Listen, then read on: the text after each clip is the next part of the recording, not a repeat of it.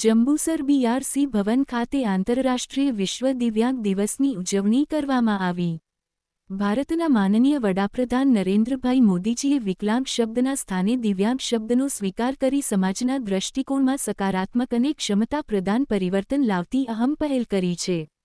ઈસવીસન 1992ની સમગ્ર વિશ્વમાં આંતરરાષ્ટ્રીય વિશ્વ દિવ્યાંગ દિવસની ઉજવણીનું આયોજન સંયુક્ત રાષ્ટ્ર દ્વારા દર વર્ષે 3 ડિસેમ્બરના રોજ ઉજવવાનું ઠરાવેલ છે, જેના ભાગરૂપે આજ રોજ સમગ્ર શિક્ષા ભરૂચ જિલ્લા આઈડી કોર્ડિનેટર શ્રીમતી ચૈતાલીબેન પટેલના માર્ગદર્શન હેઠળ તથા જંબુસર તાલુકા અશ્વિનભાઈ પડિયારના અધ્યક્ષ સ્થાને બીઆરસી ભવન ખાતે આંતરરાષ્ટ્રીય વિશ્વ દિવ્યાંગ દિવસની ઉજવણી કરવામાં આવી હતી, જેમાં તાલુકા MIS coordinator જીતેન્દ્રભાઈ Patel, BRP secondary સમીમબેન દિવાન અને બીઆરપી એલિમેન્ટરી અંજલિબેન વસાવા, આઈઈડીએસએસના વિશિષ્ટ શિક્ષકો સહિત ઉપસ્થિત રહ્યા હતા।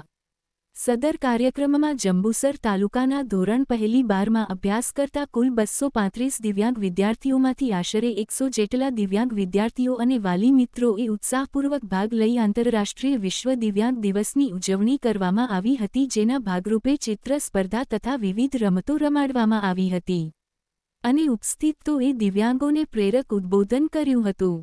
આ કાર્યક્રમમાં જંબુસર તાલુકામાં નવા નોંધાયેલા દિવ્યાંગ વિદ્યાર્થીઓ કે જેઓને હજી સુધી કોઈપણ સાધન સહાય પ્રાપ્ત ન થઈ હોય એવા દિવ્યાંગ વિદ્યાર્થીઓને સાધન સહાયક કીટ ઉપસ્થિત મહેમાનોના હસ્તે અર્પણ કરવામાં આવી હતી।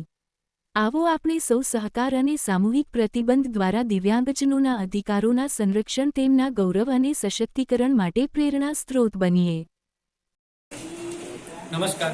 આજરોજ 3 ડિસેમ્બર આંતરરાષ્ટ્રીય વિશ્વ દિવ્યાંગ દિવસ તરીકે ઉજવવામાં આવે છે।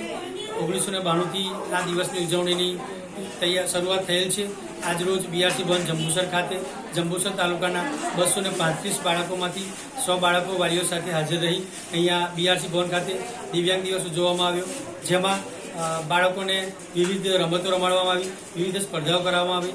આજરોજ જે નવા બાળકો હતા, દિવ્યાંગ બાળકો જેમને અત્યાર સુધી સાધન સહાયની લાભ નથી મળ્યો, તેવા બાળકોને 50,000 સુધીના સાધનો કીટ વિતરણ કરવામાં આવી અને ખૂબ જ આનંદ ઉલ્લાસથી આ કાર્યક્રમ પૂર્ણ કરવામાં આવ્યો। આભાર।